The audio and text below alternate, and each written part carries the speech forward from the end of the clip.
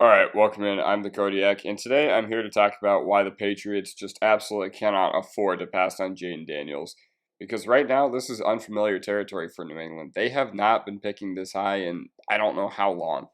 But the Jayden Daniels hype train is becoming borderline astronomical.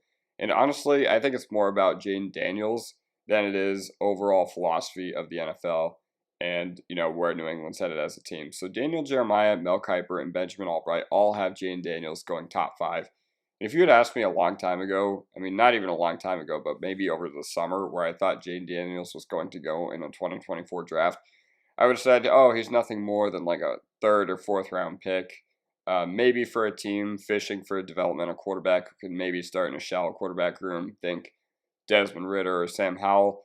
But he has had a monumental-esque rise this past season. And if not for Caleb Williams or Drake May, he probably would be the first overall pick in this draft. But he has played so well that he is getting unanimous top five pick discussion from draftniks and analysts alike. Now, the problem is you have Caleb and Drake in this draft, who some would regard as some of the best blue chip NFL prospects in a while, right up there with Burrow, Lawrence, Luck. And this guy's potential is genuinely game breaking.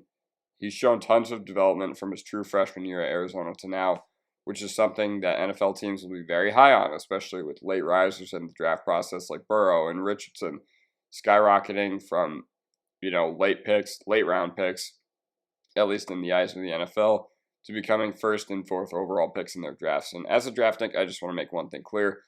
Can't put Jayden Daniels above Caleb Williams or Drake May. Jayden Daniels had his best season as a fifth year, and he has insane talent around him, such as Brian Thomas, Malik Neighbors, and he still had an amazing season, and he will likely go top 10. But May definitely gets drafted before Daniels, but the gap between him and Daniels is smaller than the gap between Daniels and Nix and Penix and McCarthy. But we need to look at Daniels' college career to get a closer look. He was a very high four-star dual threat out of San Bernardino. Ironically enough, he was recruited by Herm Edwards and a interim head coach of a team that could end up trading up during this year's draft, the Raiders. He was recruited by Antonio Pierce. So, or their coach at least. But yeah, Daniels was a great freshman quarterback, throwing for nearly 3,000 yards and accounting for 25% of the team's overall rushing production. And his signature game was beating Justin Herbert when number 6 ranked Oregon came into town. And yeah, I acknowledge that Justin Herbert in college football at Oregon was nowhere close to the player he ended up becoming on the Chargers, but still very impressive that Jayden Daniels was not only able to go toe-to-toe with him, but outperform him thanks to an 81-yard touchdown pass to Brandon Ayuk at the end of the fourth quarter. Daniels is absolutely insane. And if it helps or hurts Arizona State or Jayden Daniels draft stock in any of your eyes, 60% of their offensive production from 2019 left with Eno Benjamin and Brandon Ayuk to the NFL. I think Eno went to Arizona, and Ayuk went to San Francisco, obviously, in that draft. But ASU went from a fairly uninspired OC to another play it safe, run heavy OC. And Herm just really wanted to get into a slowed down, ball control, grinded out style of game because that was his style with the Jets. And they ran a very, very boring, predictable offense that ran a lot with a very young wide receiver room after Ayuk and Darby were gone. And you could tell the number of drop passes from his wide receivers also started to affect him, and he started taking off more. But Daniels was also involved in a recruiting saga that led to the NCAA hammering down on ASU and getting sanctions. Not directly, but his mom helped book more than $1,000 in flights for recruits and their families to go to Arizona State. Maybe it was an investment long-term into getting her son some weapons. But anyway, the hype going into 2021 for Arizona State was astronomical because not only did they have guys like Rachaad White, Johnny Wilson, and of course Jayden Daniels, but they had a Heisman-winning quarterback, starting FSU wide receiver, a good NFL running back in Rachaad White, Johnny Wilson, who I already mentioned, starting Florida wide receiver, a depth Ohio State running back, starting Michigan left tackle. but they did not live up to the hype train. They finished the 2021 season near the bottom of the country in turnovers, penalties, and red zone offense. And their new offensive coordinator opted to become more run-oriented and taking away from, what ultimately was one of Daniels' biggest strengths. So he transferred to LSU. He was a good freshman at ASU, then he struggled big time, then left. And when you consider the fact that he was the number 2 ranked quarterback in the country coming out of high school throughout the course of the 2021 season, and multiple assistant coaches were placed on administrative leave, you just have to acknowledge the fact that Herm Edwards was 1,000% the problem there. And honestly, we'll just leapfrog to 2023 because, yes, he had a good 2022, and LSU ultimately was playing in the SEC championship, even with a massive letdown of a season from Keishawn Butte. But it let the door open for more wide receivers who will go top 10 at the very latest in this draft, with Malik Neighbors, another potential first-round wideout, and Brian Thomas. And if there's one concern I have about Daniels, since we're on this topic, what happens if he potentially winds up in New England? Because that team has had an absolute joke of skill position weapons over the past few years.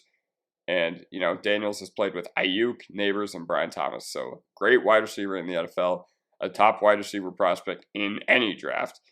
And Brian Thomas, a guy who led the country in receiving touchdowns. But fast forwarding to 2023, Jayden Daniels was literally the human first down. Against Power 5 teams this year, Daniels averaged 10.35 yards every play. Every time he took a snap under center, he averaged 10 yards. LSU gave up 28 points per game during the season. That is an absolute joke. And if LSU had even a top 75 defense, they're probably an undefeated team. No doubt about it. It's the most deserving Heisman I've ever seen, and within the past few years. And stats do not do justice to how insane his 2023 season was. Daniels led LSU's offense to nearly 50 points a game and a 9-3 record. And the only times they lost came against Alabama, Florida State, and Ole Miss, all of whom were ranked, I believe, top 12 at the time of LSU playing them. But anyways, 5,000 all-purpose yards. Not only was he a machine on the ground, but with his legs too. And that's why the NFL is so high on this dude.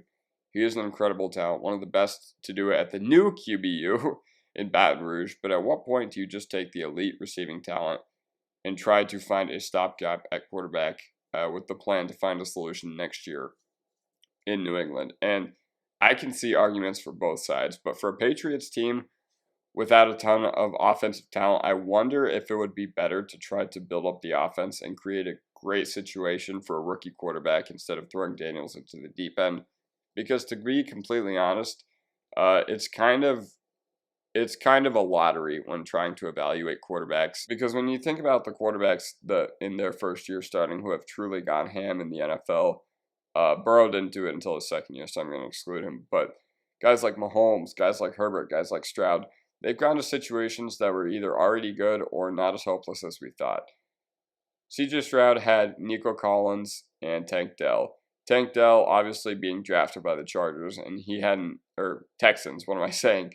And he had an incredible year after profiling not that great as a receiver in college football. So they definitely weren't as hopeless as they originally looked there. Justin Herbert, we thought he was going to sit behind Tyrod Taylor. We all just thought he sucked.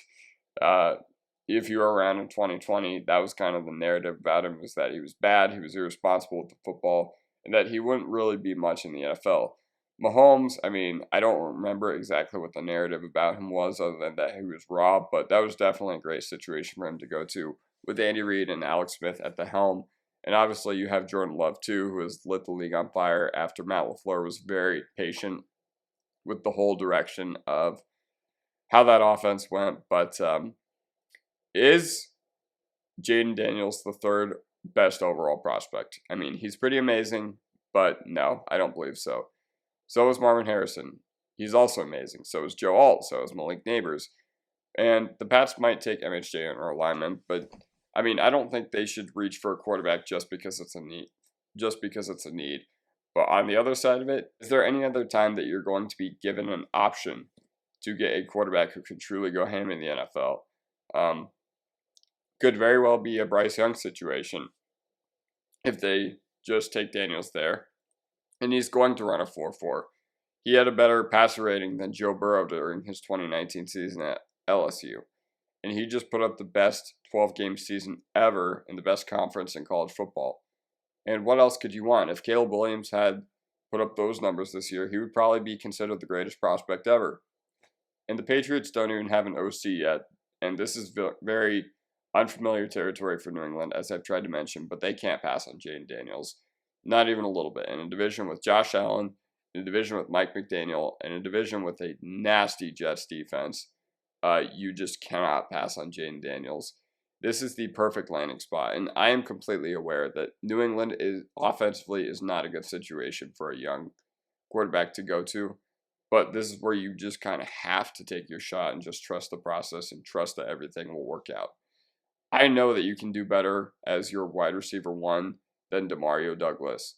I get that. I get that for a fact. You can also do a lot better than Hunter Henry, Devontae Parker, Kendrick Bourne, especially considering it's a top 5 paid unit in the league. But as the Texans have shown us with Stroud and Collins and Dell, these situations do not look as hopeless as they originally think, as they are originally thought to be, at least. And the NFL is a quick turnaround league. Situations change all the time. And I do believe that Jayden Daniels is the guy for New England, wholeheartedly.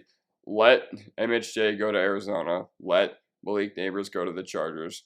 And yeah, I think that New England just can't pass upon this opportunity with their new head coach, Jerod Mayo.